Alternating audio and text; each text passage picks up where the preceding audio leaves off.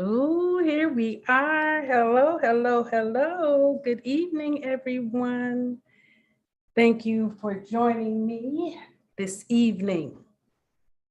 We're going to give it a few minutes because we want to start right at 7 o'clock.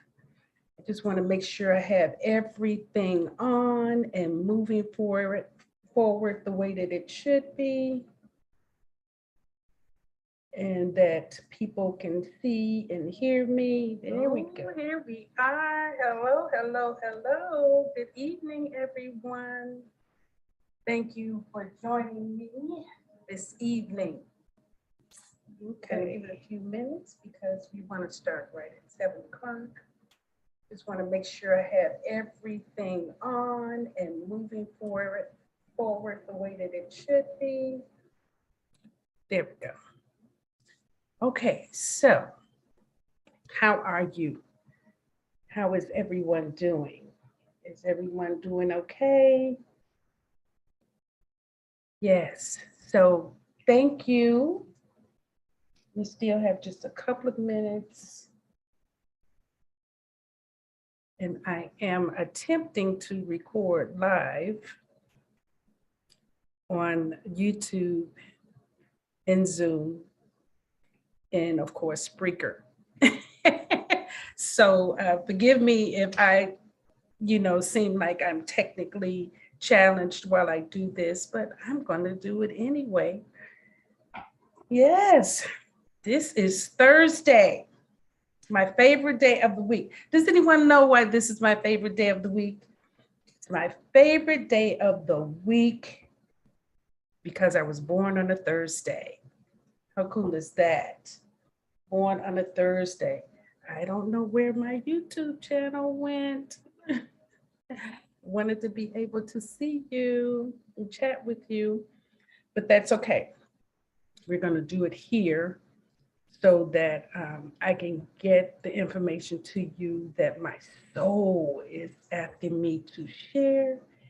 And that is really what the main call is. I don't know about you, but when my spirit starts telling me, go talk to the people, I really work to honor that. And sometimes it's challenging because I have my own thing that I have to deal with inside of, living this life that we're all living, right? Okay. So let me welcome you to Patiently Waiting for Nothing, the podcast. And this is episode number 16. So if you haven't listened to the other episodes, they're all over the podcast areas, but especially they're on Spreaker, SPREAKER.com. And you can also find me on YouTube.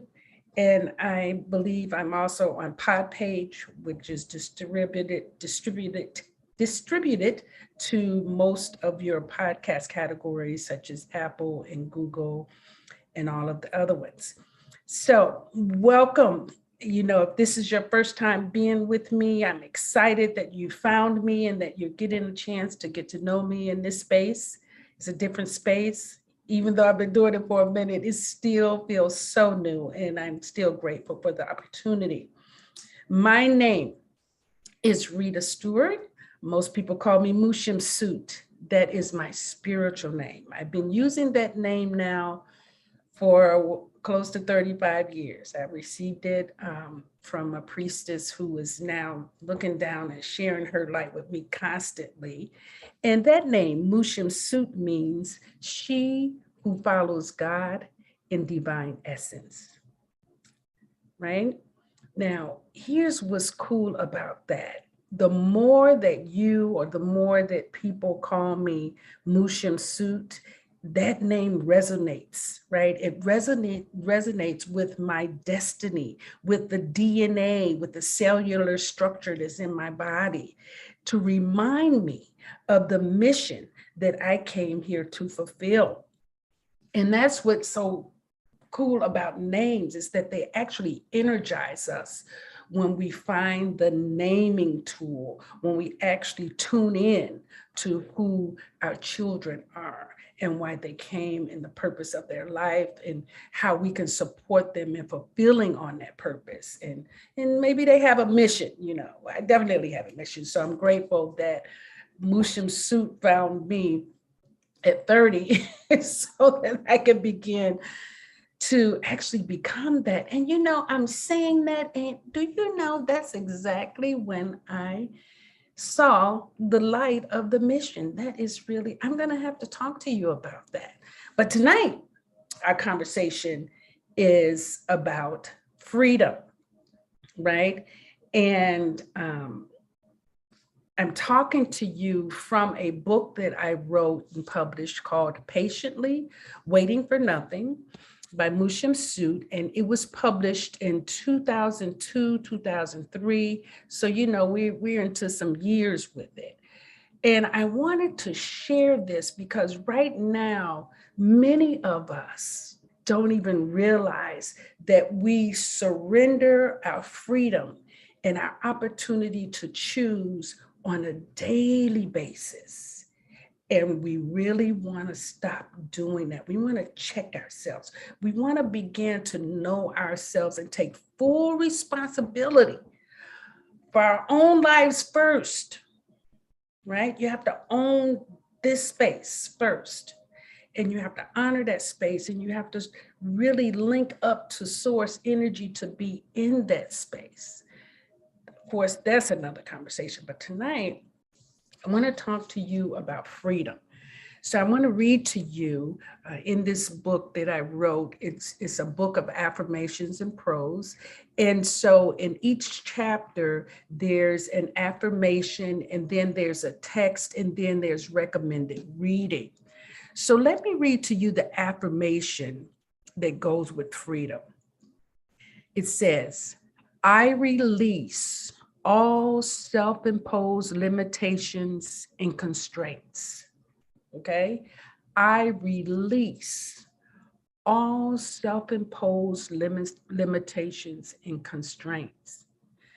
So how many of you have even checked yourself to see how much you have limited yourself and how much you have allowed yourself to be constrained in your life, right? How many of you have actually looked at that recently to notice if you're allowing yourself to freely grow and expand?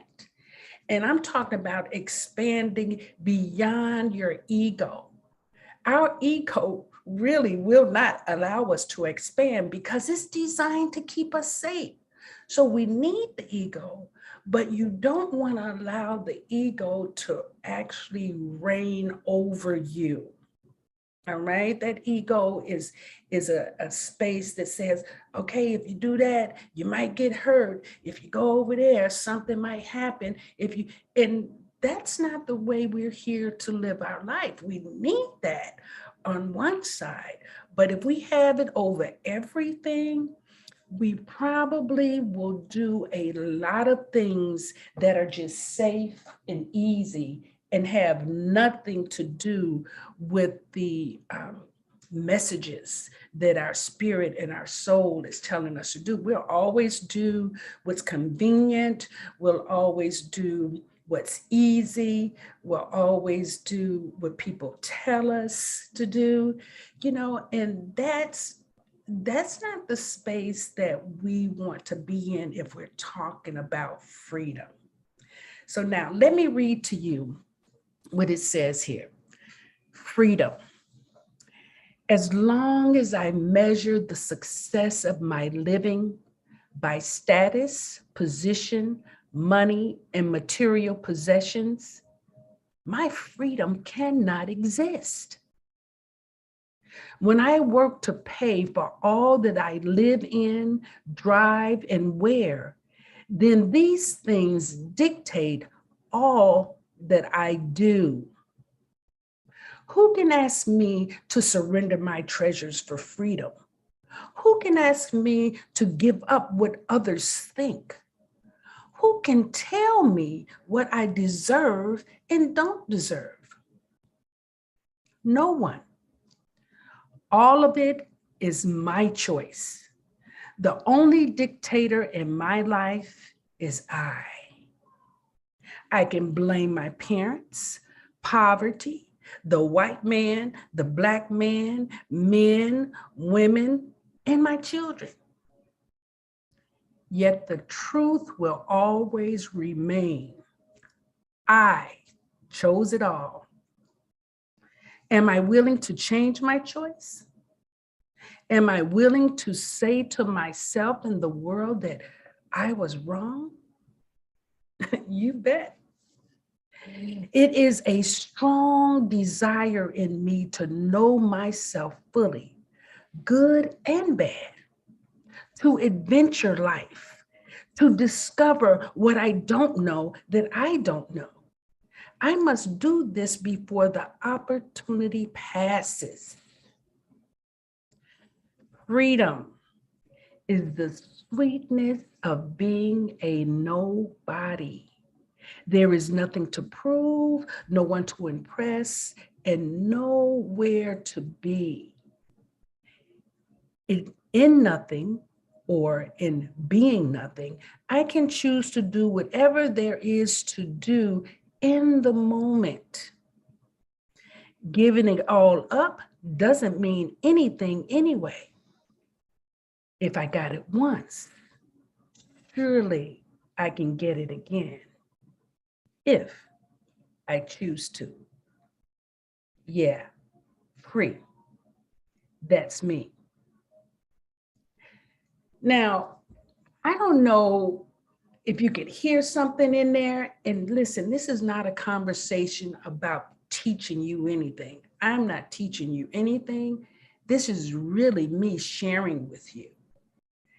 And maybe you heard something that triggered you to think in a different way, to allow you to expand just a little bit in looking at life differently. I mean, nothing? What do you mean, be nothing? Are you kidding me? Our whole life, what do we say? Go and become somebody, right? Become somebody. And a lot of times in becoming somebody, people will sell their soul and forget everybody else in their life. That's not the same work that we're talking about here. I mean, really, when we get into seriously looking at the purpose for living and the call of our soul and the movement of our spirit, we're not asked to come here and be somebody for someone else. We're asked to become the person or the entity that we were requested to be when we chose this life. Remember we said, I chose it all? Well, if you're not sure about that conversation, I want to recommend, and it's not in this book because the book I'm getting ready to recommend actually came out years after I wrote this book, but I want to recommend to you Robert Schwartz. Now, if you've been listening to me, you know that I talk about Robert Schwartz all the time. He wrote a book. He's written several since this one, but he wrote a book called Your Soul's Plan.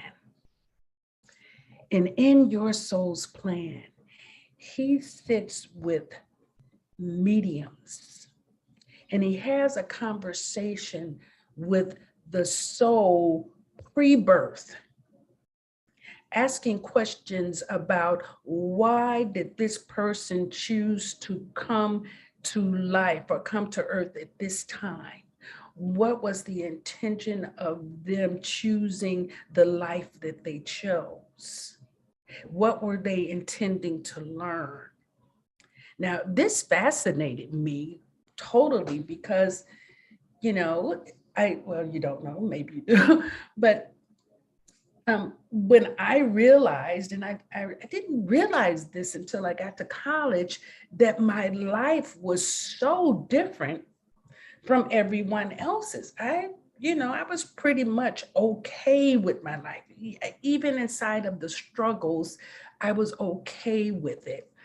However, when I got to college and realized that most people had families and mothers and fathers, and they were nurtured and taken care of, and people looked out for them, and they were actually people that gave them money to go to college. Well, that wasn't my life because my mom was put in a mental institution when I was 5 years old. And even though she was in and out of my life after that, she never was herself. So she didn't participate in my life as a nurturer or as a teacher or as even a grandmother.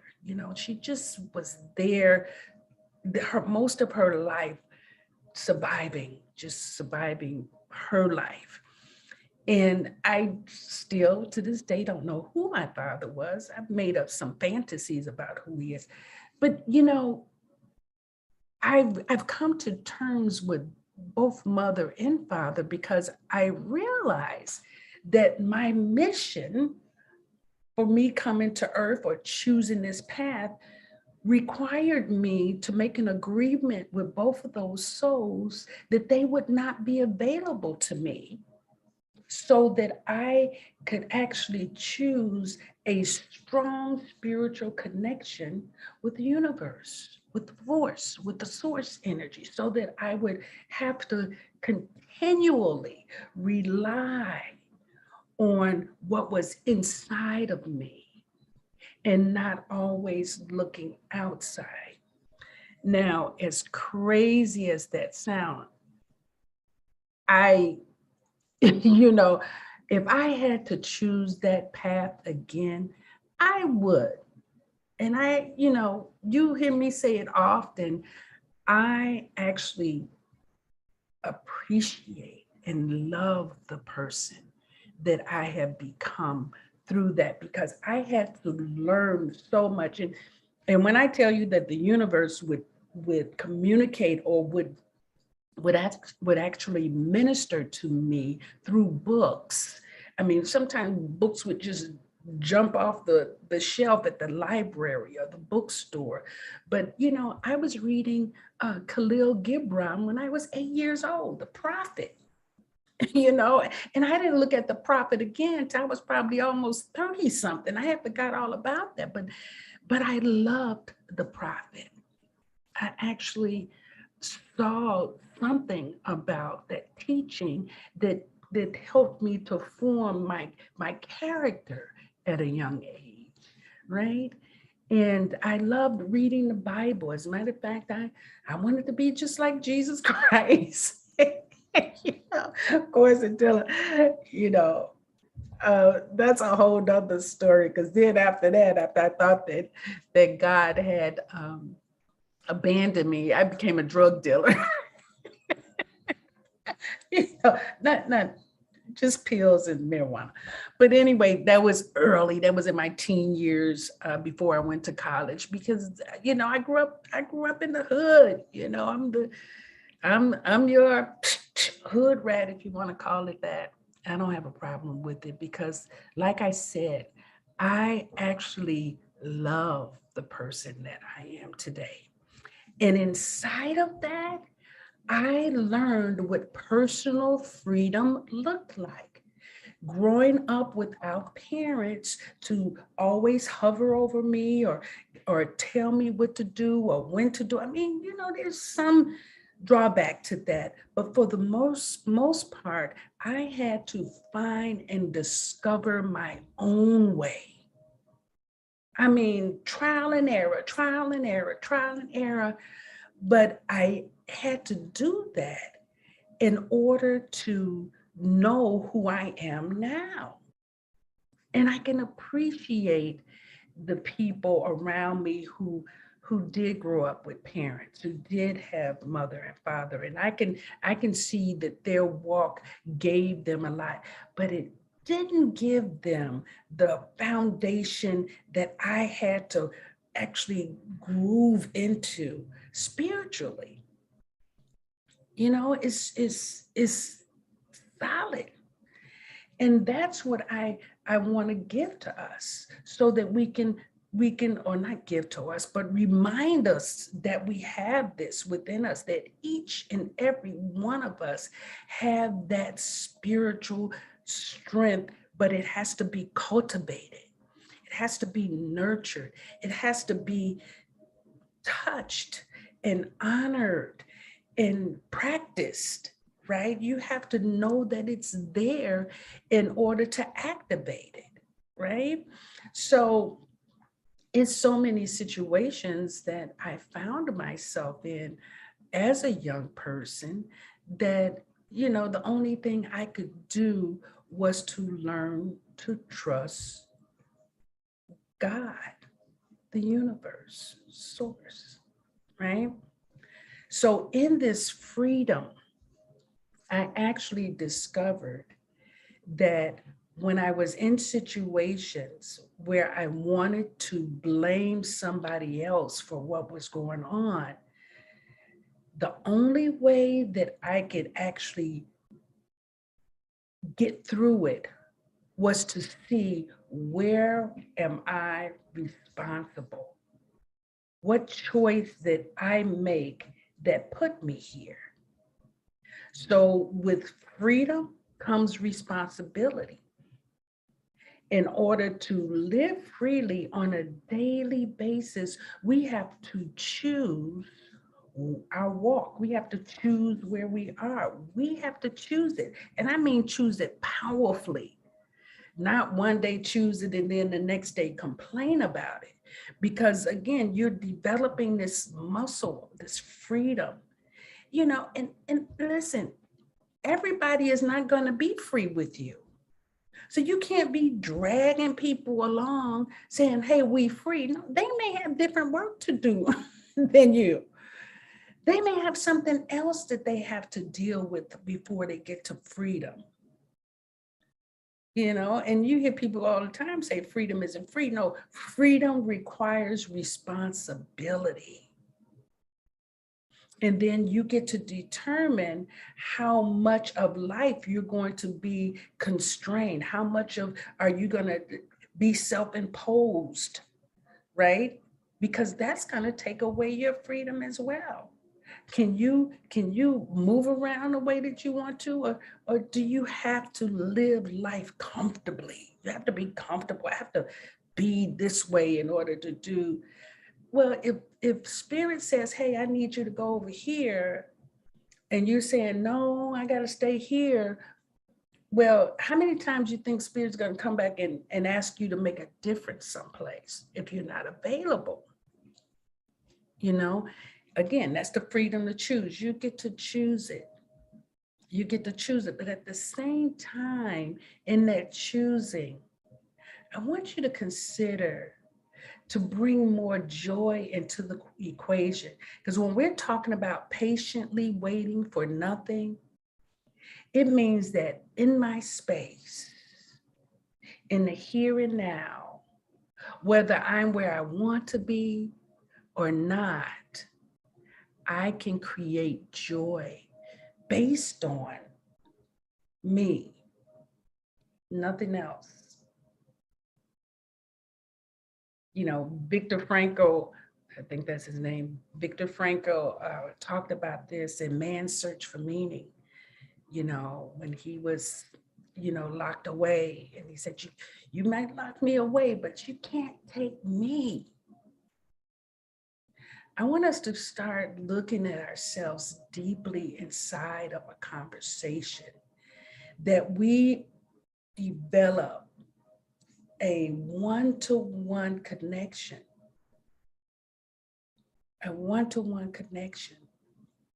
with God, with our inner verse, getting to know what's inside of us and moving from that inside, like so tapped into our own intuition, our own frequency, our own energy, that we possess it jealously. We don't go to places that ignore that in us.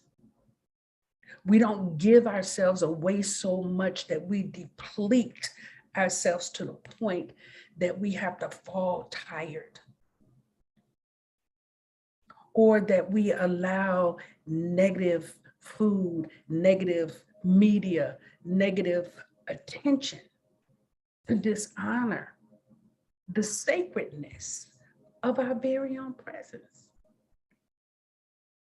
So on a daily basis, you can practice freedom by choosing you, choosing what works for you, listening in to what your spirit is saying to you, choosing what actually honors the path that you're on, instead of, oh, I have to do this because they told me to, I'm supposed to, this is what I was told to do, no.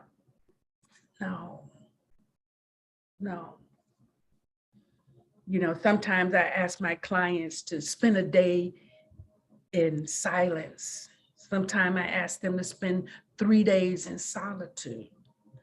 All of this is with the intentions of cultivating a relationship with just their spirit, so they can actually feel the blueprint that's coming through, the blueprint that's designing their life, where they can actually, just lay in the water and rest and float until they know what's the next thing to do.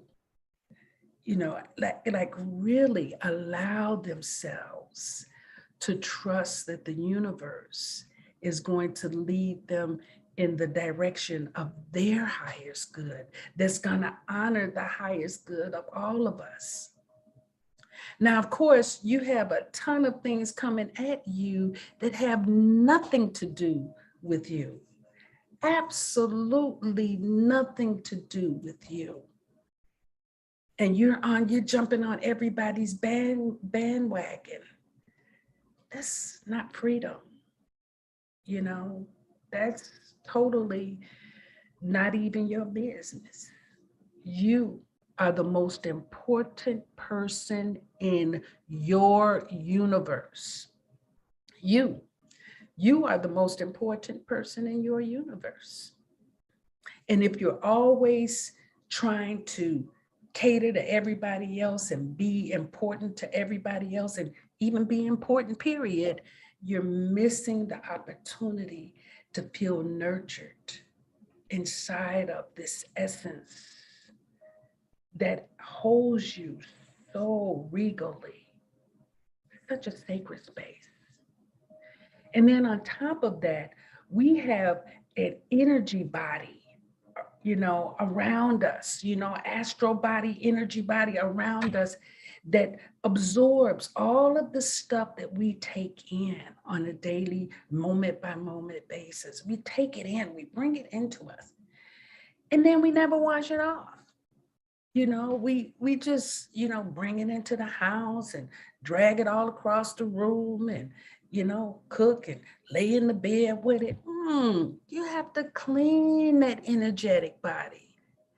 You have to clean your energy body just as much as you clean your own body, if not even more, depending on the work that you do and the number of people that you come across on a regular basis.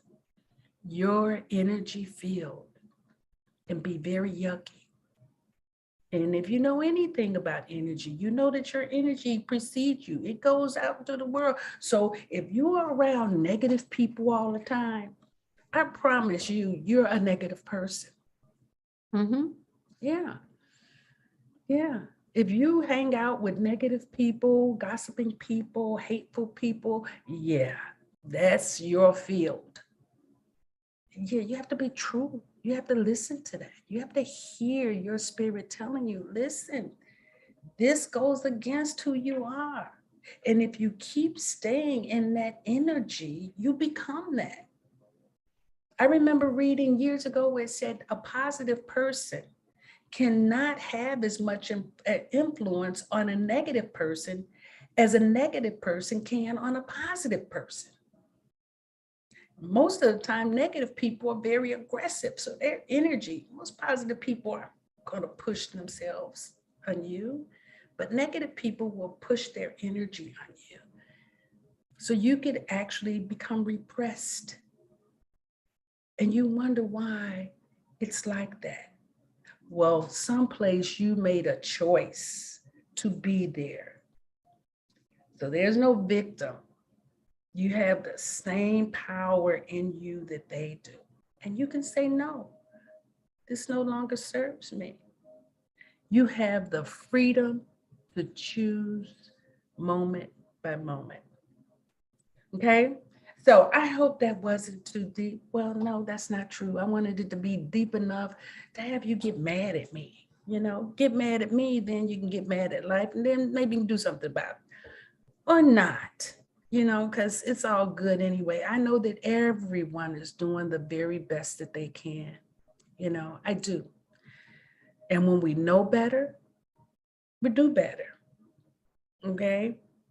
But the suggested reading for this topic in the book is Messages from the Masters by Brian D. Weiss.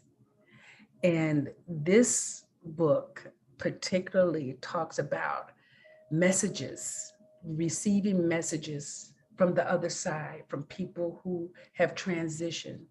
They've lived before, but now they're on the other side and they're sending back information. We can do that, but you have to be open enough to do that, right? You don't even need a medium. You can hear your people talk to you. I was just watching a show the other day on Netflix, Tyler Henry, a new medium coming across. But anyway, now let me tell you where you can find me the rest of this month. We're going to have Conscious Conversations at the Loop. That's going to happen on March the 26th. I believe we're going to try to stream that too, but if not, we'll bring it back to you. We'll record some of it. That's at the Loop in the Lacuna Lofts in Chicago. And then we're also, I'm on Let's Talk About It with Xavier Fox, the first Thursday of each month. I'm on her radio show, and the next time I will be speaking with her will be on April 7th. Again, that's a Thursday, my favorite day of the week. And I will be talking about the healing arts on that show. That will be my topic. You can also find me on YouTube, Facebook, Instagram, and Twitter under Mu Shemsu-t. That's MuShemSut. Okay. And you can find me as Rita Stewart too. But most of the time I'm Mu Shemsu-t. So next week, I always pull out of the hat when I'm going to talk about, this book, Patiently Waiting for Nothing. It's available as an ebook on Amazon. And we are talking about doing a 30-year anniversary edition. So, that's probably in the works. I'll have to talk to my people and see what my people say about that. Okay. So thank you for joining me here. I appreciate it. And you can also leave any comments on my Facebook page called Patiently Waiting for Nothing, the podcast. And I will get back to you if you have any questions. If you have any insights that you want to share with me, I'm open to that too. All right. So thank you for listening, And we'll see you next time on Patiently Waiting for Nothing, the podcast. This is Mu Shemsu-t signing out. Have a good night. Thank you.